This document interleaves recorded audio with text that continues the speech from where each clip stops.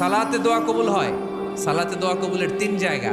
একটা হচ্ছে তাকবীরে তাহরিমার পরে আমরা সানা পড়ি না, আমরা তো একটা পড়ি। আল্লাহর হাবিব সুন্নাহ এবং নফল নামাজে আরো পড়তেন সানা, ওই দোয়া কবুল হয়। দুই নম্বর জায়গা সালাতে সেজদায় পড়ে দোয়া করলে কবুল হয়। আকরাবু মা ইয়াকুনুল আবদু মির রাব্বিহি ওয়া হুয়া সাজিদ ফাকসিরু ফীহি দুআ। বান্দা যখন সেজদায় লুটিয়ে পড়ে, বান্দা আল্লাহর সবচেয়ে কাছে চলে যায়।